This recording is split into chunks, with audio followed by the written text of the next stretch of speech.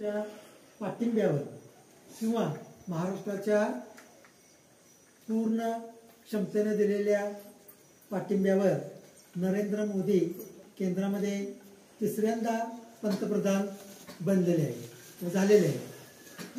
त्यांचा सलग तिसरा कालखंड सुरू आहे।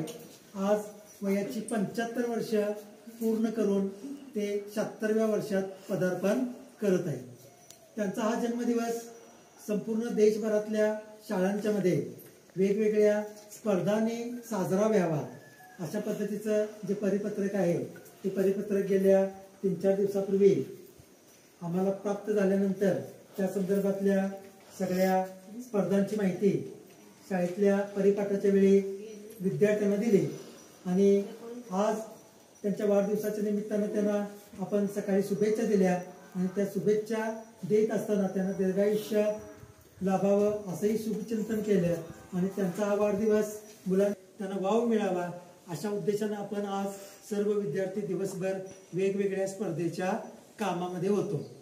जवळजवळ ज्या काही आपण ठरवल्या होत्या त्या सगळ्या स्पर्धा आज दिवसभराच्या कामकाजामध्ये पूर्ण पार पडलेल्या आहेत। त्या स्पर्धांचे निकाल सुद्धा तयार झालेले आहेत।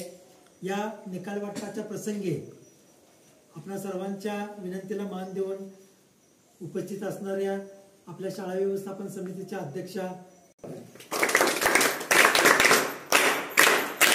त्याचबरोबर आपल्या शाळा व्यवस्थापन समितीमध्ये अनेक वर्ष सदस्य म्हणून काम केलेल्या आणि ज्यांचं विद्यार्थ्यांच्या प्रगतीविषयी नेहमी मोलाचं मार्गदर्शन असतं अशा अक्षदाच्या मम्मी सौ जयश्री मातेकर याही या ठिकाणी उपस्थित आहेत। त्यांचं या ठिकाणी या कार्यक्रमाच्या निमित्तानं सहर्ष स्वागत। त्याचबरोबर ज्यांचा मुलगा इयत्ता 1ली पासून 2री पर्यंत असून सुद्धा सगळ्यांचा आवडता येतो आणि त्याला एखादं काही काम दिलं त्या कामामध्येच गुंग असतो। आता सुद्धा तो अगदी मोठ्या मुलांना लाजवेल असं शिस्तबद्ध पद्धतीने फोटो काढण्याचं काम करतोय। वैष्णवी आहे ह्या दोन्ही मुलांची आई म्हणा किंवा स्वागत। अगदी खूप वर्षापासून मी ते काम करत असताना जो विघ्नेश आपल्या शाळेतून शिकून आता 9वीच्या वर्गात हायस्कूलमध्ये दाखल झालेला आहे त्याच्या आजी की ज्यांचं कायम बारीक लक्ष की येणं जाणं सतत काही कामानिमित्त शाळेत बोलवलं तर ते आवर्जून येणार अशा आजी या ठिकाणी उपस्थित आहेत। त्यांचं या ठिकाणी सहर्ष स्वागत। आपल्या शाळेची माझी विद्यार्थिनी ही या ठिकाणी उपस्थित आहे। त्याचबरोबर आपल्या देशाला आत्मनिर्भर बनवण्याची गरज निर्माण झाली होती। या गरजेतूनच पंतप्रधान नरेंद्र मोदी यांनी 12 मे 2020 रोजी अभियान सुरू केले। आत्मनिर्भर भारत म्हणजे काय याचा अर्थ असा आहे की आपल्या पायावर उभा राहील, आपल्याला आवश्यक असलेल्या सर्व गोष्टीसाठी इतरांवर अवलंबून राहणार नाही। एवढे बोलून माझे छोटेसे भाषण संपते। जय हिंद। मी इयत्ता 7वीत शिकते। माझ्या शाळेचे नाव जिल्हा परिषद प्राथमिक शाळा कुंभारगाव नंबर 3। आज मी तुम्हाला पर्यावरण सुरक्षा या विषयावर काही 4 शब्द सांगणार आहे। ते तुम्ही शांतपणे ऐकून घ्यावे अशी माझी नम्रतेची विनंती। 5 जून ह्या दिवशी पर्यावरण दिन साजरा केला जातो। हा दिवस साजरा करण्याची सुरुवात 1972 साली संयुक्त संघाने केली होती। तेव्हापासून हा दिवस साजरा केला जातो। या दिवशी म्हणजेच 15 जून 1972 सालापासून या दिवशी झाडे लावणे, स्वच्छता मोहिमा अशा अनेक हरित मोहिमा राबवल्या जातात। एवढे बोलून मी माझे 4 शब्द संपवते। जय हिंद, जय महाराष्ट्र। मी इयत्ता 7वीत शिकते। माझ्या शाळेचे नाव जिल्हा परिषद प्राथमिक शाळा कुंभारगाव नंबर 3। आज मी तुम्हाला आत्मनिर्भर भारत याविषयी काही 4 शब्द सांगणार आहे। ते तुम्ही शांत चित्ताने ऐकून घ्यावे अशी माझी नम्र विनंती। आत्मनिर्भर भारत म्हणजे आपल्या देशाने स्वतःच्या गरजा पूर्ण करण्यासाठी इतरांवर अवलंबून न राहता स्वतः सक्षम होणं हे फक्त सरकारचं काम नाही तर आपल्या प्रत्येकाची जबाबदारी आहे. आत्मनिर्भर भारत म्हणजे भारताची सुरुवात मेक इन इंडिया या संकल्पनेतून झाली होती. थँक्यू. पूर्ण करण्यासाठी इतरांवर अवलंबून न राहता स्वतः सक्षम होणं हे फक्त सरकारचं काम नाही तर आपल्या प्रत्येकाची जबाबदारी आहे. आत्मनिर्भर भारताची सुरुवात मेक इन इंडिया या संकल्पनेतून झाली होती, जिथे आपल्या देशातच वस्तू बनवण्यावर भर दिला गेला. आता आत्मनिर्भर भारत या नावाने ही मोहीम आणखी मोठी झाली आहे. याचा एक महत्त्वाचा भाग म्हणजे लोकल फॉर लोकल. म्हणजेच काय तर आपल्या स्थानिक वस्तूंचा वापर करणं, त्यांना प्रोत्साहन देणं. कोणताही देश आत्मनिर्भर तेव्हाच होतो जेव्हा त्यांचे नागरिक ज्ञानी आणि कुशल असतात. आत्मनिर्भर भारत मोहिमेमध्ये शिक्षण आणि कौशल्य विकासावर खूप भर दिला जात आहे. नवीन शैक्षणिक धोरणामुळे विद्यार्थ्यांना फक्त पुस्तकी ज्ञान न देता इतरांवर व्यवहारिक कौशल्य शिकवण्यावर लक्ष दिले जात आहे. आणि मग वेगवेगळ्या छोट्या मोठ्या गोष्टी तयार होण्यासाठी बनवण्यासाठी बचत गट स्थापन करणे, त्यांना प्रोत्साहन देणे, कर्ज सुविधा उपलब्ध करून देणे आणि मग अगदी छोट्या मोठ्या म्हणजे पिशवीपासून बाजारात वापरणाऱ्या पिशवीपासून अगदी वेगवेगळ्या सणांच्या साठी वापरले जाणारे दिवे, आकाशकंदील, अमुक भरपूर वस्तू बचत गटाच्या माध्यमातून बनवल्या जाव्यात. आणि सगळ्यात महत्वाचा काय उद्देश आहे आत्मनिर्भर भारताचा की भारतामध्ये राहणारे लोक ज्या वस्तू बनवतात त्याच वस्तूंचा वापर भारतामधल्या लोकांनी जास्त प्रमाणात करावा. म्हणजे आपणच उत्पन्न करायचं, उत्पादन घ्यायचं आणि ते आपल्याच देशातल्या लोकांनी वापरायचं. म्हणजे देशातला पैसा हा देशामध्येच राहील, तो परदेशात जाणार नाही. आपल्याला काय सवय असते की आपण आपल्या देशातल्या ज्या काही तयार होणाऱ्या वस्तू आहेत त्या न वापरता परदेशातून येणाऱ्या वस्तू जास्त वापरतो. तुम्हाला एक उदाहरण माहिती आहे बघा, चायना मेड अनेक वस्तू आपण चायना मेडच्या वस्तू वापरतो, वर्षभरात त्या खराब होऊन जातात, एकदा वापरतो पुन्हा फेकून देतो, दरवर्षी त्या वस्तू खरेदी करतो आणि मग तो सगळा पैसा कुठे जातो, परदेशामध्ये निघून जातो आणि आपल्याच देशाचं नुकसान होतं. आत्मनिर्भर भारतामध्ये दुसरं तत्व महत्वाचं कोणतं की आपणच तयार केलेल्या वस्तू आपण वापरल्या पाहिजे. ठीक आहे. आणि नंतर शेवटचं दिले धाडसाने लावला सिंदूर भारी, उत्तर दिले धाडसाने, क्रूर लाटक्याचे शिकार आज केली पाडसाने, क्रूर लाटक्याचे शिकार आज केली पाडसाने. नमस्कार, मी आता 7वीची विद्यार्थिनी आपल्या समोर ऑपरेशन सिंदूर या विषय राष्ट्रीय सुरक्षा या विषयावर माझे मनोगत व्यक्त करत आहे. ते तुम्ही शांत चित्ताने ऐकून घ्यावे अशी माझी नम्र विनंती. पाकिस्तान स्वतःच्या भ्रमजगात जगतो आहे हे पुन्हा एकदा स्पष्ट झाले तेव्हा पाकिस्तानचे पंतप्रधान शहबाज शरीफ यांनी भारतासोबतच्या कराराला भाषण दिल्यामध्ये त्यांनी सांगितले की भारत हा ऐतिहासिक विजयी आहे म्हणून आपल्या भारताला गौरविले. गेल्या काही दिवसात भारताने जे पाऊल उचलले आहे जसे की सिंधू नदीचे पाणी पुरवठा पाकिस्तानकडे जाताना बंद करणे, तिकडून पाकिस्तानमध्ये आयातीवर बंदी घालणे, पाकिस्तानसाठी व पाकिस्तानकडून येणाऱ्या विमानांसाठी विमानतळ बंद करणे इत्यादी गोष्टींसाठी भारताने पुढाकार घेतला आहे. 22 एप्रिल 2025 रोजी झालेला हल्ला म्हणजे पहलगाव ऑपरेशन सिंदूर हे 7 मे 2025 रोजी सुरू केले. 22 एप्रिल 2025 रोजी झालेला हल्ला म्हणजे काश्मीर येथील पहलगाव या गावी झाला होता. तेथे नवीन लग्न झालेलं एक जोडपं 6 दिवसांपूर्वीच त्यांचं लग्न झालं होतं. अशा जोडप्याला त्या मुलीला काय वाटलं असेल, तिच्या आयुष्याची नवी सुरुवात होती.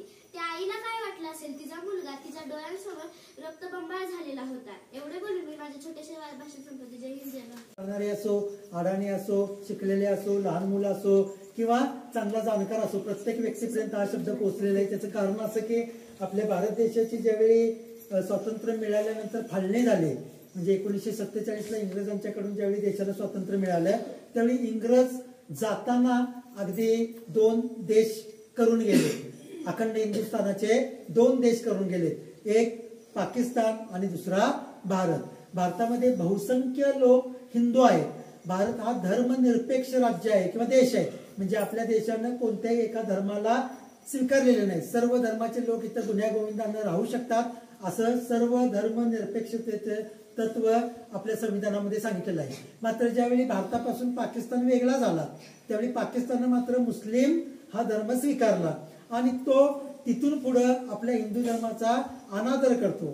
तो धर्म काय करतो किंवा तिथले लोक काय करतात, हिंदू धर्माविषयी त्यांच्या मनामध्ये राग असणारा सतत व्यक्त करतात.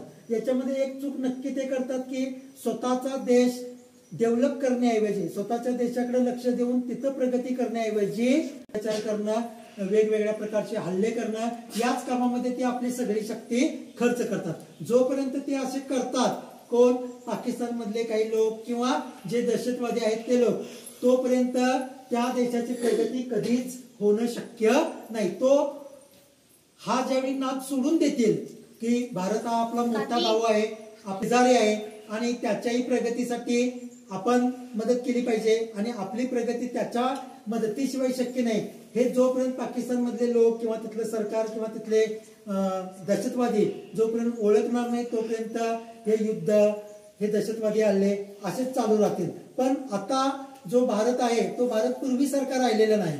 पूर्वीसारखा याचा अर्थ काय की इथून पूर्वी सुद्धा असे भारतावर हल्ले व्हायचे आणि भारत त्याला प्रत्युत्तर देण्यासाठी थोडासा कमी पडायचा आणि मग पुन्हा हल्ले प्रतिहल्ले होत राहायचे. यावेळी मात्र काय झालेलं आहे, 22 एप्रिलला पहलगाव या ठिकाणी अनेक पर्यटक देशभरातून त्या सुंदर असणाऱ्या निसर्ग व्हॅलीमध्ये पर्यटनासाठी आलेले होते आणि अचानक त्या ठिकाणी काही दहशतवादी घुसले आणि लोकांना धर्म विचारला किंवा त्यांच्याशी बोललेत आणि त्यांना गोळ्या घातल्या. कितीतरी निरापराध लोक किंवा ज्यांचा काहीच दोष नाही, एखाद्या मंदिरामध्ये जातो किंवा आणखी एखादं प्रेक्षणीय स्थळ बघायला जातो, पावसाळ्याच्या दिवसामध्ये धबधबे बघायला जातो की नाही. मग तसेच देशभरातले जे काही महत्वाचे लोक होते की जे काश्मीर या ठिकाणी काश्मीरचं सौंदर्य बघण्यासाठी गेले होते आणि त्यांच्यावर अचानक हल्ला केला, दहशतवादी पळून गेले, पण अनेक लोक त्या ठिकाणी विनाकारण मारले गेले. भारत या गोष्टीनंतर अगदी हे झाला की अचानक हल्ला झाल्यामुळं थोडस काय करावं हे सूचना आणि त्या 22 तारखेनंतर 7 मे पर्यंत प्रचंड मोठ्या घडामोडी घडल्या. वरिष्ठ पातळीवर अनेक निर्णय घेतले गेले आणि 7 मेला एक धाडसी प्लॅन प्रत्यक्षात अंमलात आणला.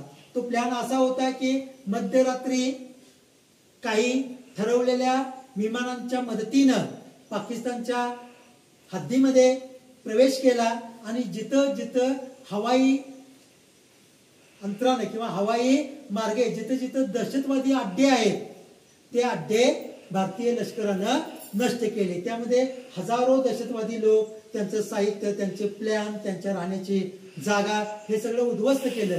हे करताना त्यानंतर काही दिवस युद्ध चाललं. या युद्धामध्ये अनेक पाकिस्तानच्या महत्वाच्या ठिकाणी बॉम्बस्फोट झालेत किंवा आणखी हल्ले झालेत आणि हल्ल्यामध्ये त्यांचं खूप मोठं नुकसान झालं. शेवटी विनंतीनं हे युद्ध किंवा युद्धविराम घ्यावा लागला आणि ऑपरेशन सिंदूरनं एक गोष्ट जगाला सांगितली की भारत हा आता न घाबरणारा देश आहे. जर त्याच्याकडे कोणी बोट उचललं तर त्याला उत्तर देण्यासाठी भारत हा देश आता सक्षम झालेला आहे. खूप मोठा संदेश या ऑपरेशन मधून आपण नागरिक आहोत देशाचे, आपल्या जवानांनी दिला म्हणजेच आपण स्वतः दिलेला आहे. असा एक खूप मोठा संदेश संपूर्ण जगाला आपण त्या ऑपरेशन सिंदूरच्या निमित्तानं दिलेला आहे आणि याचा संपूर्ण श्रेय देशाचे राज्यकर्ते म्हणून आदरणीय श्री नरेंद्र मोदी यांना निश्चितच जात आहे. कारण त्यांनी जो काही कणखरपणा दाखवलेला आहे त्या प्रसंगी तो खरंच वाखाणण्यासारखा होता. त्याबद्दल आपण देशवासी त्यांचे खूप खूप ऋणी आहोत. यानंतर उर्वरित कार्यक्रम दिवसाचं जे महत्व आहे ते तुम्हाला पाटील सरांनी सांगितलेलंच आहे. सर्वप्रथम पुन्हा एकदा व्यासपीठावरील मान्यवरांचं मी हार्दिक स्वागत करतो आणि आजचा निकाल वाचायला मी जास्त वेळ मी घेत नाही. सुरुवातीला स्पर्धा म्हटल्यानंतर मुलांच्या मध्ये एक चुरस निर्माण होते हा ठीक आहे. किंवा मुलं त्वेषानं त्या स्पर्धेमध्ये भाग घेतात, जिंकण्याच्या उर्मीनं भाग घेत असतात. आपलं स्पर्धा, रांगोळी स्पर्धा आणि भाषण स्पर्धा घेतली. आता स्पर्धा म्हटल्यानंतर कोण विजयी होणार आणि कुणाला थोडेसे गुण कमी पडणार. गुण कमी पडले किंवा नंबर आला नाही म्हणून नाराज व्हायचं नाही. पुन्हा तयारीनं आपण प्रयत्न करायचे आहेत. मी आजचा निकाल वाचतोय. मी मान्यवरांना विनंती करतो की त्यांनी बक्षीस द्यायचं आहे. सुरुवात थोडीशी आपण स्पर्धेत भाग घेतला, परंतु थोडस गुण कमी पडल्यामुळं नंबर आला नाही. अशा विद्यार्थ्यांचं आपण पहिल्यांदा स्वागत करणार आहोत. कारण भाग घेणं हे सुद्धा महत्वाचं आहे. भाग जर घेतला तर नसता तर पहिला, दुसरा, तिसरा नंबर आपल्याला ठरवता आला नसता. याच्यामध्ये आपल्या शाळेतील जी सर्वात लहान इयत्ता पहिलीतील देवांशी राजेश मोरे हिनं भाग घेतल्याच्या हस्ते तिचं आपण स्वागत करणार आहोत, अभिनंदन करणार आहोत. नटराज पेन कलर पेन्सिल्स आहेत, ते पाकिट देऊन तिचं आपण कौतुक करू. या तुम्ही पुढेच या, पुढे या, पुढे तिघी पण या, तिघी पण या, तिघी पण. चला देवांशी उभे राहा आणि तिथंच थांबायचं. तिथंच थांबा.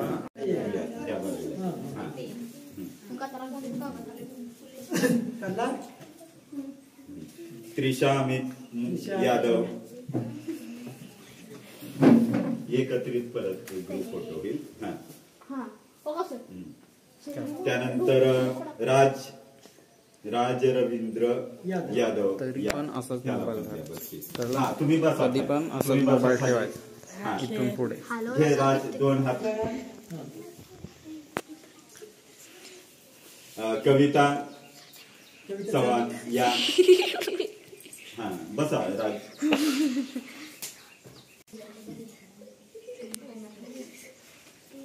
पहा, शाळेची आवड किती असली पाहिजे. पाहुणी म्हणून आल्या तरी सुद्धा दररोज शाळेत येणारी आपली त्रिशा ना, श्रीशाचं पण आपण कौतुक करत आहोत. या श्रीशा. काल छान छान.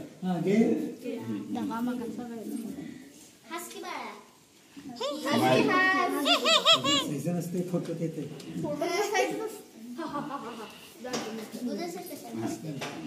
आता सुरुवात आपण चित्रकला रंगभरण स्पर्धेपासून करत आहोत. मुलांच्या मध्ये प्रथम क्रमांक आलेला आहे आरव गणेश धोत्रे, इयत्ता 6वी.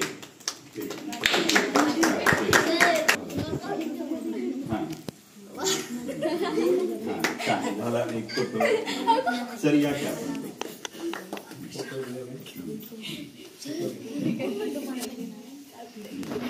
त्यानंतर दुसरा क्रमांक आलेला आहे वेदांत सुनील माटे, निबंध स्पर्धा. त्याला द्या ते.